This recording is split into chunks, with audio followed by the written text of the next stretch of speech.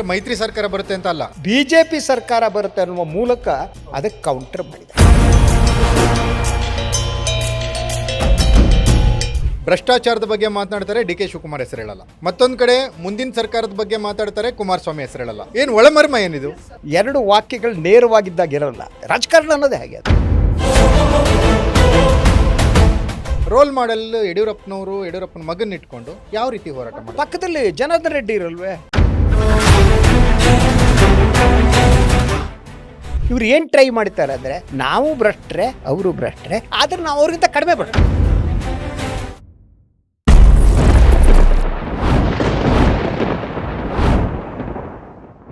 Ladies and gentleman, Yediyurappa ಬಿಜೆಪಿಗೆ boss ಕರ್ನಾಟಕದಲ್ಲಿ, ಯತ್ನಾಳ್ ಬಿಜೆಪಿಗೆ ವಾಪಸ್ಸಿಲ್ಲ. ಹಿಂದೂ ಹುಲಿಗಳು ಎಲ್ಲೋ ಕಾಡಲ್ಲಿ ಹೋಗಿ ಮೇದಾಡ್ಕೊಂಡು ಇರಬೇಕೀಗ. ಇದು ಬಿಜೆಪಿಯಲ್ಲಿ ಇವತ್ತು ಕಾರ್ಯಕಾರಿಣಿ ಏನು ನಡೀತಿದೆಯಲ್ಲ, ಇದರ ಸಾರಾಂಶ. ಹಾಗಾದರೆ ಏನೇನು ನಡೀತಿದೆ ಬಿಜೆಪಿ ಕಾರ್ಯಕಾರಿಣಿಯಲ್ಲಿ? 2028ಕ್ಕೆ ಯಾವ ಅಂಶಗಳತ್ತ ಬಿಜೆಪಿ ಚಿತ್ತ ಹರಿಸ್ತಾ ಇದೆ, ಏನು ಇಟ್ಕೊಂಡು ಎಲೆಕ್ಷನ್ ಹೋಗಲಿಕ್ಕೆ ಬಿಜೆಪಿ ಪ್ಲ್ಯಾನ್ ಮಾಡ್ತಿದೆ ಅನ್ನೋದನ್ನು ಇವತ್ತೇ ಹೇಳ್ತಾರೆ ಹಿರಿಯ ಪತ್ರಕರ್ತರಾದಂಥ ಸನ್ಮಾನ್ಯ ಶ್ರೀ ಶಶಿಧರ್ ಭಟ್ ಅವರು. ಬನ್ನಿ, ಅವ್ರನ್ನ ಕಾರ್ಯಕ್ರಮಕ್ಕೆ ಸ್ವಾಗತಿಸೋಣ. ಸರ್ ನಮಸ್ತೆ. ನಮಸ್ತೆ. ಎಸ್ ಸರ್, ಇವತ್ತು 19ನೇ ತಾರೀಕು ಬಿಜೆಪಿಯ ಬಹುತೇಕ ಜನ ಕಾಯ್ತಾ ಇದ್ದರು. ಎಸ್, ಕಾರ್ಯಕಾರಿಣಿ ನಡೀತಿದೆ, ಕೆಲವೊಂದು ಅಂಶಗಳು ಹೊರಗೆ ಬಿದ್ದಿದ್ದಾವೆ.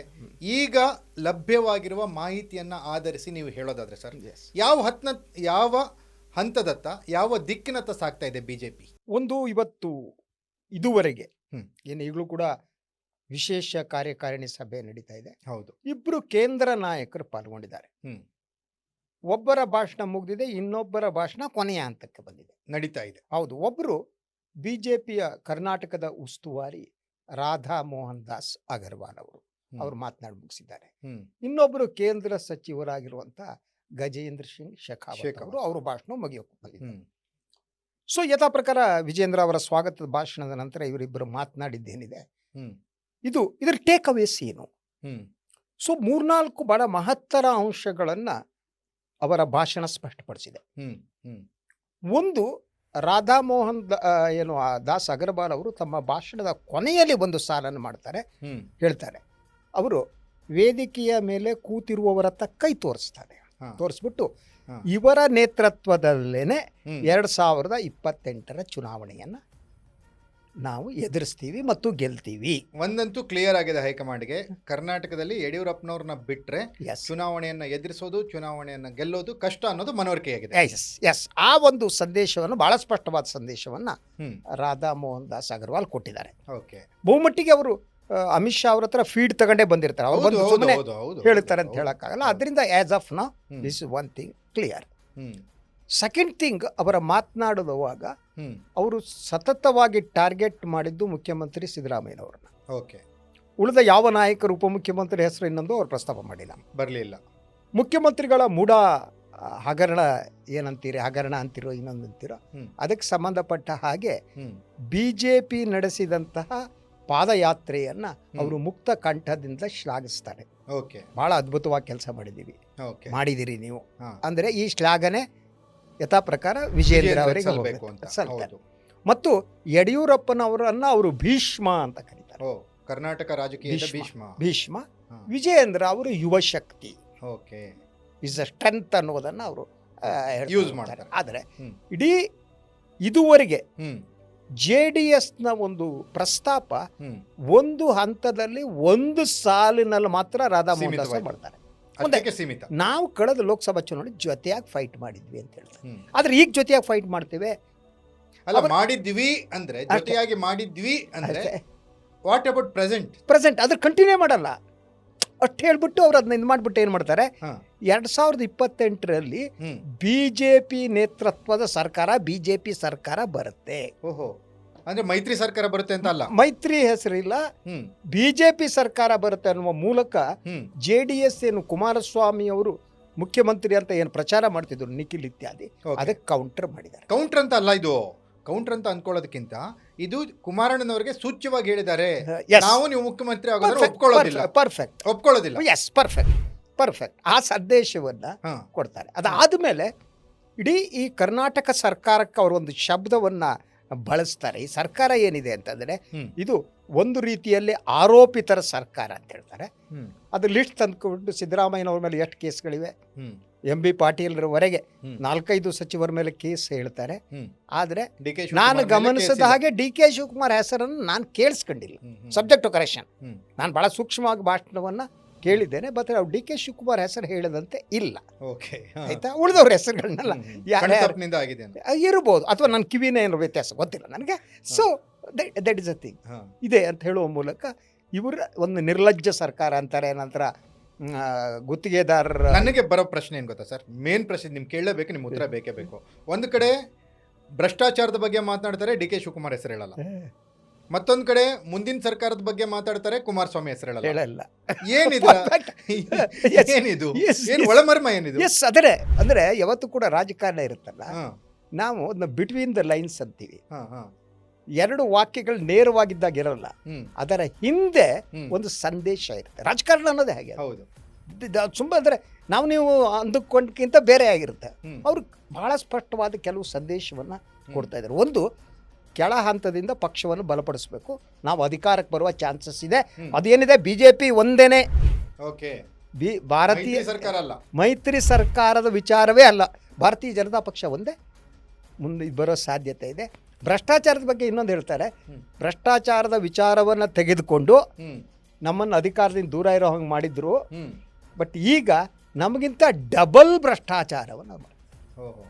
2.5 ಪಟ್ಟು, 2 ಪಟ್ಟಲ್ಲ 2.5 ಪಟ್ಟು ಹಿಂದಿಯಲ್ಲಿ ಅವ್ರು ಹೇಳಿದ್ದು.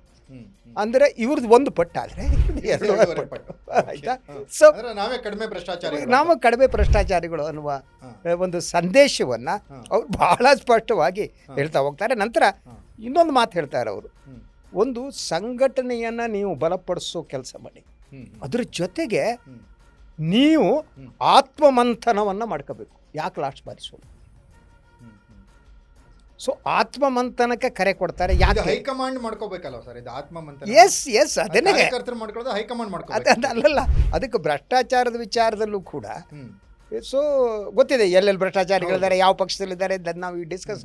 ಬಟ್ ಅವ್ರಿಗೆ ಒಂದು ವಿಚಾರ ಗೊತ್ತಿದೆ, ಒಂದು ಭ್ರಷ್ಟಾಚಾರ ಮುಂದಿನ ಎಲೆಕ್ಷನ್ನಲ್ಲಿ ಅಸ್ತ್ರ ಆಗ್ಬೋದು. ಆದ್ರಿಂದ ಹಿಂದುತ್ವದ ಕಾಡ್ತಾ ಇದೆ ಈಗ ನನಗೆ ಏನಂದ್ರೆ ಕನ್ಫ್ಯೂಷನ್ ಸ್ಟಾರ್ಟ್. ಭ್ರಷ್ಟಾಚಾರದ ವಿರುದ್ಧ ಇವರು ಹೋರಾಟ ಮಾಡಿ ಮುಂದಿನ ಚುನಾವಣೆಯನ್ನ ಗೆಲ್ಲಬೇಕು ಅಂದ್ಕೊಂಡಿರೋ BJP ರೋಲ್ ಮಾಡೆಲ್ ಯಡಿಯೂರಪ್ಪನ ಮಗನ್ ಇಟ್ಕೊಂಡು ಯಾವ ರೀತಿ ಹೋರಾಟ? ಪಕ್ಕದಲ್ಲಿ ಜನಾರ್ದನ್ ರೆಡ್ಡಿ ಇರಲ್ವೇ? ಏನ್ ಮೆಸೇಜ್, ಯಾವ ರೀತಿ ಇವ್ರದ್ದು ಹೋರಾಟ? ಸೊ ಭಾಳ ಸ್ಪಷ್ಟ ಬಂದಿದೆ ಗೊತ್ತಾ, ಅವರು ಭ್ರಷ್ಟಾಚಾರ ಒಂದು ಇಶ್ಯೂ ಆಗತ್ತೆ ಅಂತ ಅವ್ರು ನಂಬಿಲ್ಲ. ಒಂದು ಇಲೆಕ್ಷನಲ್ಲಿ ಒಂದು ಇಶ್ಯೂ ಇರುತ್ತೆ, ಅದು ಅಂಡರ್ ಕರೆಂಟ್. ನೀವು ಇಲೆಕ್ಷನನ್ನು ನೋಡ್ತಾ ಬಂದರೆ ಒಂದು ಅಂಡರ್ ಕರೆಂಟ್ ಇರುತ್ತೆ, ಆ ಇಶ್ಯೂದ ಮೇಲೆ ಜನ ವೋಟ್ ಕೊಡ್ತಾ ಹೋಗ್ತಾರೆ. ಆದರೆ ಅಂಥ ಒಂದು ಇಶ್ಯೂ ಎಮರ್ಜ್ ಆಗುವುದಕ್ಕೆ ಇವ್ರು ಏನು ಟ್ರೈ ಮಾಡ್ತಾರೆ ಅಂದರೆ, ನಾವು ಭ್ರಷ್ಟ್ರೆ ಅವರು ಭ್ರಷ್ಟ್ರೆ, ಆದರೆ ನಾವು ಅವ್ರಿಗಿಂತ ಕಡಿಮೆ ಭ್ರಷ್ಟರು ಒಟ್ಟಲ್ಲ. ಆದ್ದರಿಂದ ನೀವು ನಮ್ಮನ್ನು ಯಾಕೆ ಆಯ್ಕೆ ಮಾಡಬೇಕು, ನಾವು ಕಡಿಮೆ ಭ್ರಷ್ಟರು. ಈಗ ಅದರ ಜೊತೆಗೆ ನಿಮ್ಗೆ ಇನ್ನೊಂದು ನಾನು ಹೇಳಲೇಬೇಕು, ಅವರು ರಿಲಿಜನ್ ವಿಚಾರದಲ್ಲಿ ಹೆಚ್ಚಿನ ಪ್ರಸ್ತಾಪವನ್ನು ನಾನು ಅದಕ್ಕೆ ಬರ್ತೀನಿ, ಪ್ರಶ್ನೆ ಬರ್ತೀನಿ. ಯಾಕಂದ್ರೆ ಕರ್ನಾಟಕದಲ್ಲಿ ಬಿಜೆಪಿಯ ರಾಷ್ಟ್ರೀಯ ನಾಯಕರು ಹೇಗೆ ಮಾತಾಡ್ತಾರೆ ಏನು ಅನ್ನೋದನ್ನ ನಾವು ನೋಡಿದ್ವಿ. ಕರ್ನಾಟಕದಲ್ಲಿ ಹಿಂದೂ ಹುಲಿಗಳು ಕಾತರದಿಂದ ಕಾಯ್ತಾ ಇದ್ವು, ಬಾಯಿ ಬಿಟ್ಕೊಂಡು ಕಣ್ಣು ಬಿಟ್ಕೊಂಡು. ಇವತ್ತು ಬರ್ತಾರೆ, ಏನ್ ಹೇಳ್ತಾರೋ, ನಮಗೇನಾದ್ರೂ ಆಹಾರ ಸಿಗುತ್ತಾ ಅನ್ನೋ ಥರ. ಬಟ್ ಅವರ ಒಂದು ಏನಂದ್ರೆ ಇವರ ಇವರ ಇಲ್ಲಿವರೆಗೂ ಆಗಿರೋ ಭಾಷಣಗಳಲ್ಲಿ ಎಲ್ಲಿಯೂ ಕೂಡ ಅವರ ಉಲ್ಲೇಖಗಳಿಲ್ಲ, ಅವರ ಅವಶ್ಯಕತೆ ಇದೆ ಅಂತಾನೂ ಹೇಳಿಲ್ಲ. ಒಂದು ಮಾತಾಡ್ತಾರೆ. ಇವತ್ತು ಏನಿದೆ ಅಂದ್ರೆ, ಏನು ಮಹಾರಾಷ್ಟ್ರದ ಮಹಾನ್ ಇವರಿದಾರಲ್ಲ ಶಿವಾಜಿ ಅವರದ್ದು ಏನೋ ಸಂಬಂಧ, ಅದೊಂದು ಪ್ರಸ್ತಾಪ ಮಾಡ್ತಾರೆ. ಶಿವಾಜಿ ಮಹಾರಾಜರ ಹಿಂದುವಿ ಸಾಮ್ರಾಜ್ಯ ಬಂದಂತಹ ದಿನ ಇದು ಬಹಳ ಒಳ್ಳೆಯ ದಿನ. ಸೊ ಇವತ್ತು ಶಿವಾಜಿ ಮಹಾರಾಜರ ಹುಟ್ಟುಹಬ್ಬನ ಏನೋ ಗೊತ್ತಿಲ್ಲ ನನಗೆ ಇತಿಹಾಸದ ಜ್ಞಾನ ಕಡಿಮೆ. ಸೊ ರಾಜಕೀಯ ಜ್ಞಾನದಲ್ಲಿ ಕಳೆದು ಮುಳುಗಿ ಹೋಗ್ಬಿಟ್ಟಿದ್ರಿ ನೀವು. ಅಲ್ಲ ಸರ್, ಕರೆಕ್ಟು. ಈಗ ನಾನು ಪ್ರಶ್ನೆ ಕೇಳ್ತಿರೋದು ನಿಮಗೆ, ಈ ಯತ್ನಾಳ್ ಮತ್ತು ಅನಂತಕುಮಾರ್ ಹೆಗಡೆ ಈ ಹಿಂದೂ ಹುಲಿಗಳ ಕತೆ ಏನಾಗಂದ್ರೆ ಕಷ್ಟ ಏನಿದೆ ಅಂದರೆ, ಯಡಿಯೂರಪ್ಪನವರ ನೇತೃತ್ವದಲ್ಲೇನೋ ವಿಜೇಂದ್ರ ನೇತೃತ್ವದಲ್ಲಾದರೆ ಅವರಿಗೆ ಮತ್ತೆ ಅವಕಾಶ ಇದೆ ಅಂತ ಅನ್ಸಲ್ಲ. ಅಂದರೆ ನೀವು ಹೇಳೋದು ಒಂದು ಸುಸ್ಪಷ್ಟವಾಗಿ ಹೇಳ್ತಾ ಇದ್ರಿ, ಕರ್ನಾಟಕದಲ್ಲಿ ರಾಜಕಾರಣ ಮಾಡಬೇಕು ಬಿಜೆಪಿಯಲ್ಲಿ ಅಂದರೆ ನೀವು ಯಡಿಯೂರಪ್ಪನವ್ರ ನಾಯಕತ್ವವನ್ನು ಒಪ್ಕೊಂಡು ಇರಿ ಬಂದ್ರೆ ಬನ್ನಿ. ಅದು ಒಂದು ಏನು ಗೊತ್ತಾ ನಿಮಗೆ, ಅವರಿಗೊಂದು ಥಿಂಕ್ ಟ್ಯಾಂಕ್ ಇದೆ. ಅವರು ಕಾಂಗ್ರೆಸ್ಗಿಂತ ಹೆಚ್ಚು ಒಂದು ರಾಜ್ಯದ ಸ್ಥಿತಿಯನ್ನು ಅಧ್ಯಯನ ಮಾಡ್ತಾರೆ. ಆ ವಿಚಾರದಲ್ಲಿ ಕಾಂಗ್ರೆಸ್ ವಾಸ್ತವಿಕತೆ ಇರ್ತಾರೆ, ಅವರು ಪ್ರಾಕ್ಟಿಕಲ್ ಇರ್ತಾರೆ ಅವ್ರು. ಮತ್ತೆ ಅವರು ಕರ್ನಾಟಕದಲ್ಲಿ ಇಲೆಕ್ಷನ್ನಲ್ಲಿ ಯಾವ ಇಶ್ಯೂ ಇರುತ್ತೆ ಅನ್ನೋದನ್ನ ಅವರು ಹಳೆದೆಲ್ಲ ಅಧ್ಯಯನ ಮಾಡ್ಕೊಂಡು ಬಂದಿರ್ತಾರೆ. ಸುಮ್ಮನೆ ಕೂತ್ಕೊಂಡು ಭಾಷಣ ಹೊಡೆಯಲ್ಲ ಅವರು. ಅವರಿಗೆ ಇಲ್ಲಿ ಹಿಂದುತ್ವ ಉಪಯೋಗ ಆಗಲ್ಲ ಅಂತ ಅನಿಸಿದೆ ಅವರಿಗೆ. ಆ ಕಾರಣಕ್ಕಾಗಿ ಅನಂತಕುಮಾರ್ ಹೆಗಡೆ ಅವ್ರನ್ನ ಕಳೆದ ಬಾರಿ ದೂರ ಇಟ್ಟಿದ್ದು. ಯಾಕಂದ್ರೆ ಅವರು ಸಂವಿಧಾನ ಬದಲು ಮಾತಾಡಿದ್ರು, ದಲಿತರು ಎದ್ದು ನಿಲ್ತಾರೆ ಅಂತ ಹೇಳಿ. ಸೊ ಆ ರೀತಿ ಅಗ್ರೆಸಿವ್ ಆದ ಹಿಂದುತ್ವ ಏನಿದೆ ಅದು ಕರ್ನಾಟಕದಲ್ಲಿ ನಿಮಗೆ ಅಧಿಕಾರವನ್ನು ದಕ್ಷಿಣ ಭಾರತದಲ್ಲಿ ತಂದು ಕೊಡಲ್ಲ ಅನ್ನುವ ಅರಿವಿದೆ ಅವರಿಗೆ. ಆದ್ರಿಂದ ಈ ಹಿಂದೂ ಹುಲಿಗಳೇನಿಲ್ಲ ಅದನ್ನ ಅರ್ಥ ಮಾಡ್ಕೊಂಡೆ ಅಲ್ವಾ ಯಡಿಯೂರಪ್ಪನವರು ರೈತ ನಾಯಕ ಅಂತ ಹೇಳಿ. S it it. ಸೊ ಅದರಿಂದ ಈ ಹಿಂದೂ ಹುಲಿಗಳು ಬಿಜೆಪಿ ಮಟ್ಟಿಗೆ ಕರ್ನಾಟಕದಲ್ಲಿ ಗುಹೆ ಒಳಗೆ ಇರಬೇಕು. ಗುಹೆಯಿಂದ ಹೊರಗೆ ಬರೋಕ್ಕಾಗಲ್ಲ. ಗುಹೆ ಒಳಗೆ ಒಂಚೂರು ಮಾಂಸ ಗೀಸ ಹಾಕ್ಬೋದು ಅಷ್ಟೇ. ನೀರಿಡೋದು, ಮಾಂಸ ಹಾಕೋದು, ಹುಲಿಗಳಿಗೆ ಒಳಗಡೆ ತಿಂದ್ಕೊಂಡು ಕೂತ್ರೆ ಜೂನಲ್ಲಿ ಇರಬೇಕು, ಹೊರಗಡೆ ಇಡಕ್ಕಾಗಲ್ಲ. ಯಾಕೆಂತಂದ್ರೆ ಅದಿಲ್ದಿದ್ರೆ ಇದು ಹೇಗೆ ಗೊತ್ತಾ ಹೇಮಂತ್, ನನಗನ್ಸೋ ಹಾಗೆ 28ರ ಚುನಾವಣೆ ಏನಿದೆ ಅದಕ್ಕೆ ಬೇಕಾದ ಪೂರ್ವಭಾವಿ ಸಿದ್ಧತೆಗಳು, ಸ್ಟ್ರಾಟಜಿಗಳು, ಎವ್ರಿಥಿಂಗ್ ದೇರ್ ಡೂಯಿಂಗ್ ಇಟ್. ಈಗ ಸ್ಟಾರ್ಟ್ ಮಾಡಿದ್ದಾರೆ ಅವರು. ಮುಂದಿನ ಇಲೆಕ್ಷನ್ ಹೆಂಗಿರ್ಬೇಕು ಔಟು ಅವ್ರಿಗೆ ಗೊತ್ತಿದೆ. ಅದರಿಂದ ಸಿದ್ದರಾಮಯ್ಯ ಮತ್ತು ಡಿ ಕೆ ಸಂಘರ್ಷದ ಬಗ್ಗೆ ಮಾತನಾಡ್ತಾರೆ. ಅಧಿಕಾರದ ಸಂಘರ್ಷ ಇವರಿಗೆ ಇನ್ನೇನು ಬೇಕಾಗಿಲ್ಲ. ಅಂದ್ರೆ ಅವರು ಇಲೆಕ್ಷನ್ಗೆ ಬೇಕಾದ ಪ್ಲಾಟ್ಫಾರಮ್ ಅಂತೀವಿ ನಾವು, ಆ ವೇದಿಕೆಯನ್ನ ಸಿದ್ಧಪಡಿಸುವ ಕೆಲಸವನ್ನ ಇವತ್ತಿನ ಕಾರ್ಯಕಾರಿಣಿ ಸಮಿತಿಯಲ್ಲಿ ಮಾಡಿದ್ದಾರೆ. ಓಕೆ, ಹಾಗಾದ್ರೆ ಸರ್ ಈಗ ಈ ಬಿಜೆಪಿ ಬಣಗಳು ಅದು ಇದು BL ಸಂತೋಷ್ ಅವರು ಇದ್ದಾರೆ ಅಂತ ಇದ್ದಾರೆ ಇವರಿದ್ದಾರೆ, ಕೇಂದ್ರ ಸಚಿವರೆಲ್ಲ ಇದ್ದಾರೆ.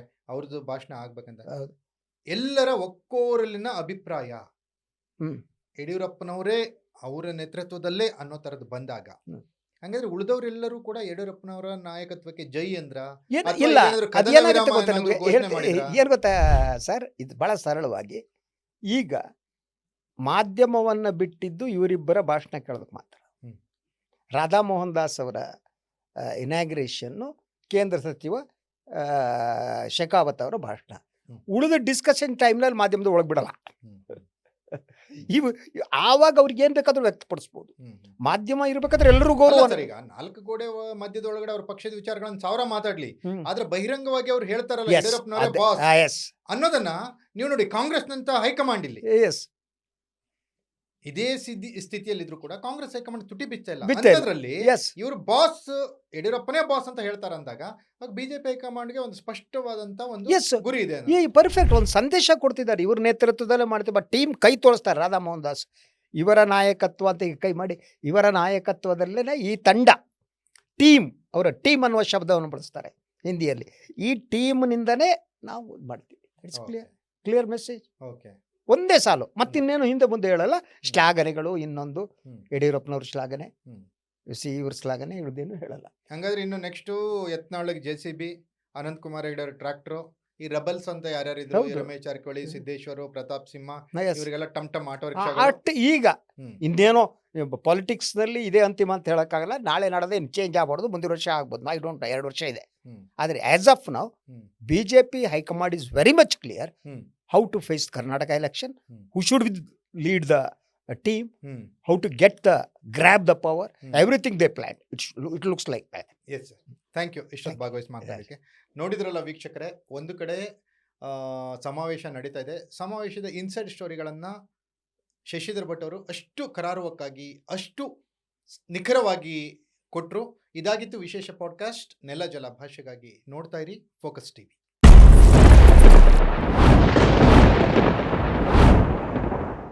ಅಂದ್ರೆ ಮೈತ್ರಿ ಸರ್ಕಾರ ಬರುತ್ತೆ ಅಂತ ಅಲ್ಲ, ಬಿಜೆಪಿ ಸರ್ಕಾರ ಬರುತ್ತೆ ಅನ್ನುವ ಮೂಲಕ ಅದಕ್ಕೆ ಕೌಂಟರ್ ಮಾಡಿದೆ. ಭ್ರಷ್ಟಾಚಾರದ ಬಗ್ಗೆ ಮಾತನಾಡ್ತಾರೆ, DK ಶಿವಕುಮಾರ್ ಹೆಸರು ಹೇಳಲ್ಲ. ಮತ್ತೊಂದು ಕಡೆ ಮುಂದಿನ ಸರ್ಕಾರದ ಬಗ್ಗೆ ಮಾತಾಡ್ತಾರೆ, ಕುಮಾರಸ್ವಾಮಿ ಹೆಸರು ಹೇಳಲ್ಲ. ಏನು ಒಳಮರ್ಮ ಏನಿದು? 2 ವಾಕ್ಯಗಳು ನೇರವಾಗಿದ್ದಾಗ ಇರಲ್ಲ. ರಾಜಕಾರಣ ಅನ್ನೋದೇ ಹಾಗೆ.